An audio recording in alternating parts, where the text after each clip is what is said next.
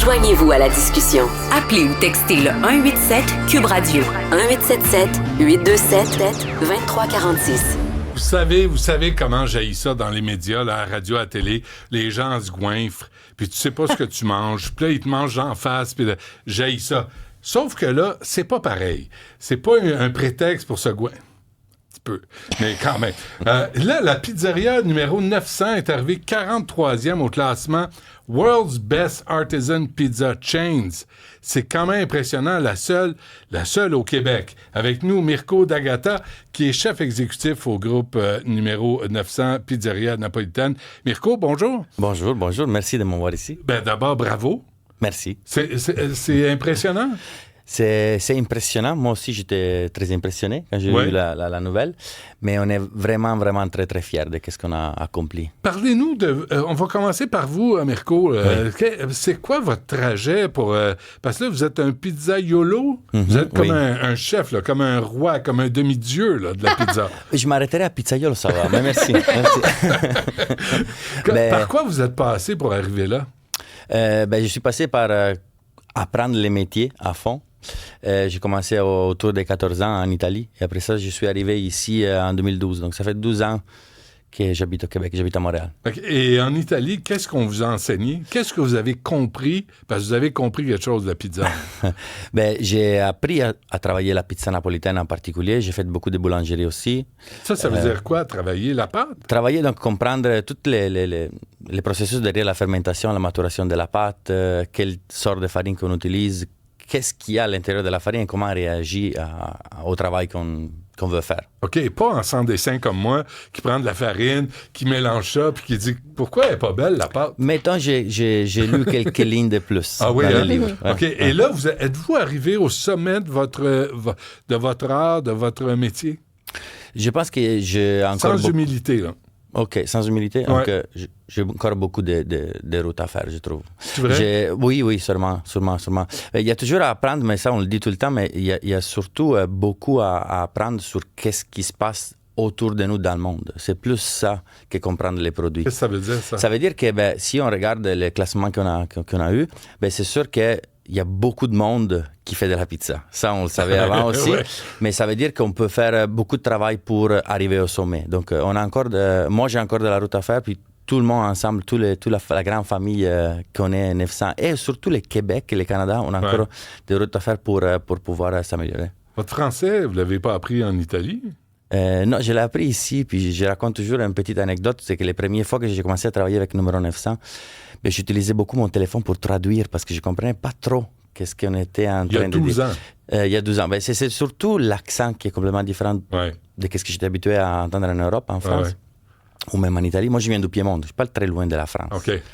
Mais oui, je l'ai étudié un peu à l'école, mais rien de plus. Donc, merci. Si c'était... Non, mais bravo. Bravo, tout va bien. Merci. OK, qu'est-ce qu'il faut comprendre, Mirko, de World's Best Artisan Pizza Chains? Qui était la compétition? Alors, toutes les meilleures chaînes du monde sont représentées là. Donc, ça veut dire que le World Artisan Pizza Chain, ça fonctionne comme la guide Michelin. Donc, il y a des gens qui vont venir incognito à essayer notre pizza. Ils vont réserver dans un restaurant s'il faut réserver, payer les billes comme une personne normale. Ils vont jamais dévoiler leur nom. Donc, vous le savez pas, là, qui sont là. Aucune idée de où sont allés et qui est allé dans un numéro 900. Puis je prends l'occasion aussi pour dire qu'il y a environ 300 chaînes qui sont prises en considération pour faire le classement des 5 ans finales.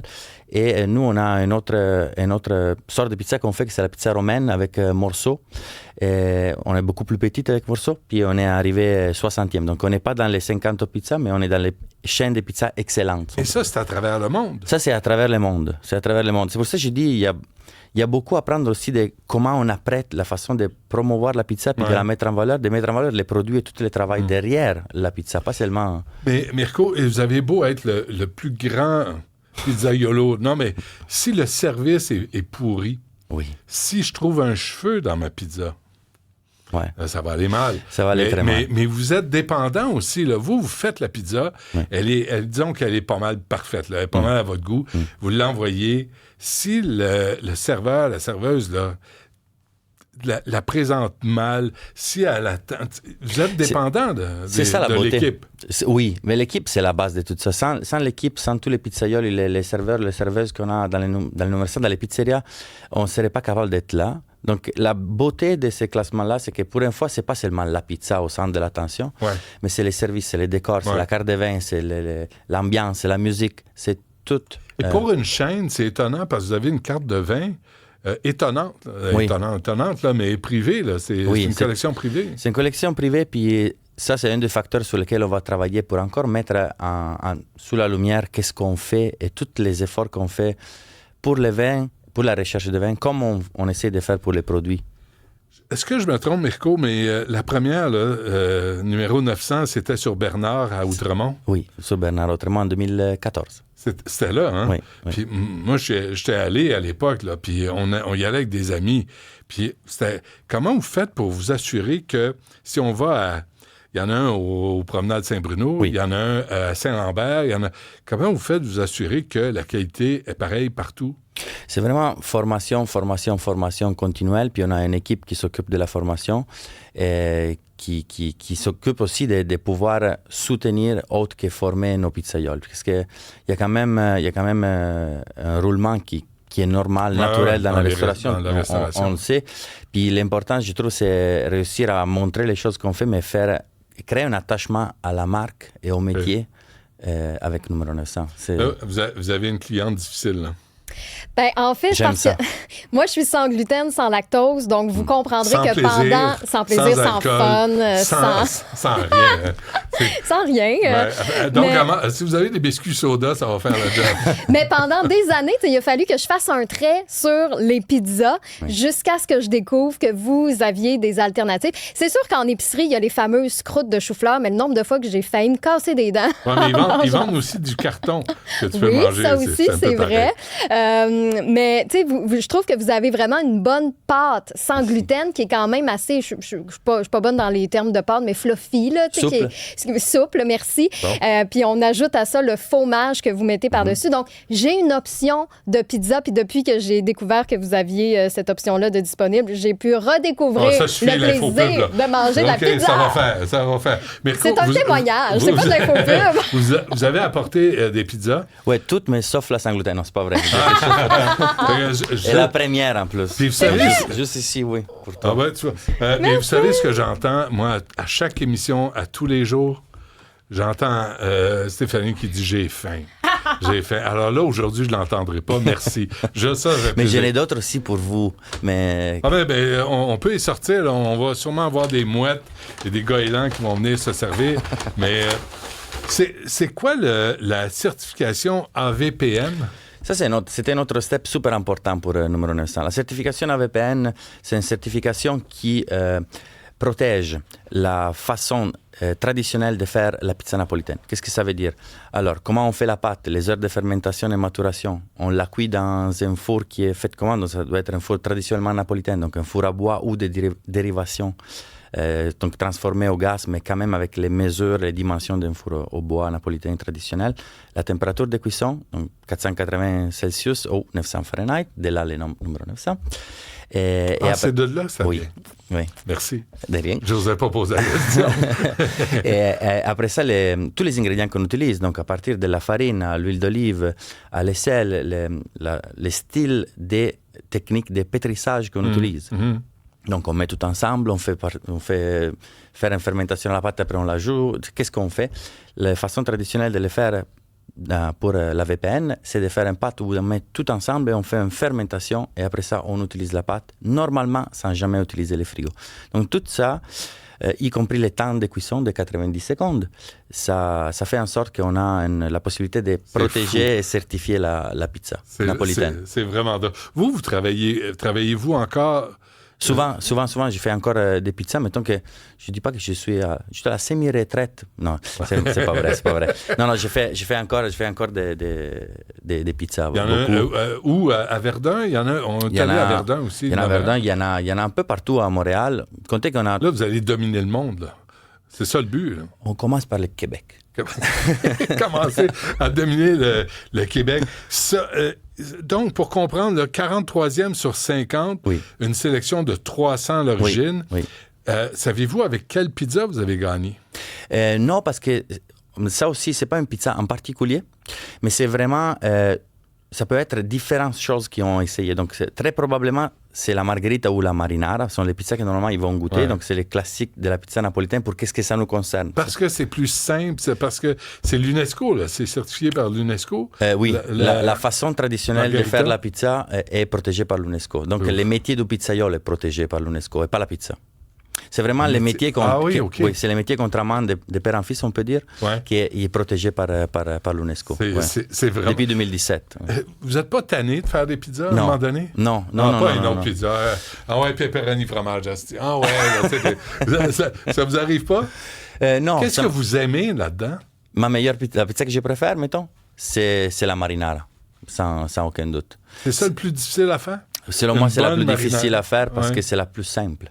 Parce que margarita, c'est la sauce tomate. Marinara, c'est une sauce plus épicée. Marinara, on a la sauce tomate, on a de l'ail et de l'origan et de l'huile d'olive.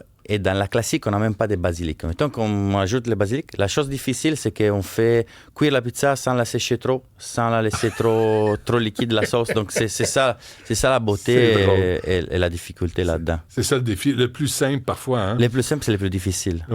Surtout à répliquer. Ouais. Est-ce que vous prévoyez, là, parce que ça, vous allez l'utiliser, là, vous allez le mettre dans toutes les vitrines de vos restaurants. Moi, je vais me le tatouer ici. 43e, là, l'année prochaine, 38e. Là, je vais devoir trouver une façon pour le changer parce qu'on va arriver jusqu'en haut, je vous garantis. Mais qu'est-ce que vous allez faire avec ça? Comment vous allez l'utiliser? Parce que vous êtes en business aussi. Là. Oui, bien sûr. Premièrement, la chose importante, c'est expliquer, comme on est en train de faire expliquer aux gens, à nos clients, qu'est-ce qu'on fait. Et qu'est-ce que ça veut dire tout ça? Après ça, c'est travailler pour monter les échelons, puis monter en haut. Puis moi, j'espère l'année prochaine d'être au moins dans les premiers 20. Et j'espère d'ici 3-4 ans de pouvoir dire on est dans les premiers 5. Parce que, on va finir là-dessus, Mirko, là, mais vous n'êtes pas un restaurant, une chaîne de restaurants typique. D'abord, vous êtes québécois. Oui. Puis deuxièmement, c'est pas... il n'y a rien de congelé, là. Il n'y a absolument rien de congelé. Nous, on aime se définir l'anti-franchise. En le sens qu'on essaye de faire tout comme si on est des restaurants de quartier. Donc, dans tous les pizzerias, on fait absolument tout, de A à Z, de la pâte à la formation, à la sauce tomate, n'importe quel ingrédient, on doit transformer, tout est fait sur place. Et moi, je tiens beaucoup à que ce soit ça. On pourrait avoir une cuisine centrale. Je ne pense pas que ce soit notre avenir, ni qu'on va faire ça. Qu'est-ce que je voudrais laisser à la fin, à un moment donné, quand j'arrêterai de faire ça, c'est avoir laissé quelque chose aux prochains qui vont arriver, aux prochains pizzaioli, dire peut-être qu'on a apporté quelque chose au Québec. Lui, l'Italien, n'est pas venu ici juste pour nous montrer quoi faire, mais il nous a laissé quelque chose. Mais il y a quelque chose de culturel là-dedans, d'un peu plus raffiné, qui est le fun au restaurant 900. Alors, bravo. Là, vous avez combien de franchises? Là, on est à 32. Et on a plusieurs ouvertures qui vont arriver cette année. OK, donc vous allez dominer le monde.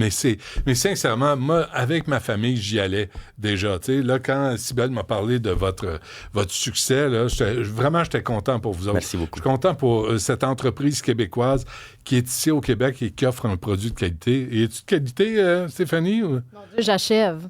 Ben là, tu peux-tu le dire ou tu veux être comme Christian Biégin, tu te goinfres, tu te bourres à nos frais? Moi, j'essayais juste de ne pas faire de bruit. Veux-tu nous dire ce que ça goûte? Est-ce que c'est à ton goût ou pas? C'est excellent. Merci d'ailleurs de nous l'avoir apporté. Non, mais encore, excellent, c'est beau. Non, mais le basilic, moi, c'est le mélange du basilic avec la tomate. Ben, la margarita, moi, c'est pour ça que c'est un incontournable. Ouais. Oui. Je prends toujours je fais toujours ce choix-là. Et la pâte, encore une fois, me satisfait amplement. La souplesse de la pâte sans gluten. Merci. Mirko D'Agata, chef exécutif du groupe numéro 900 Pizzeria Napolitaine. D'abord, bravo. Ensuite, lâchez pas parce que ça fait plaisir. On va vous voir chez vous, là. Puis nous autres, à chaque fois, c'est une belle soirée qu'on passe. À chaque fois. Quelle que soit la succursale où on va, c'est toujours un succès. Donc, bravo pour continuer votre bon travail. Grazie mille. Merci de m'avoir invité. Merci.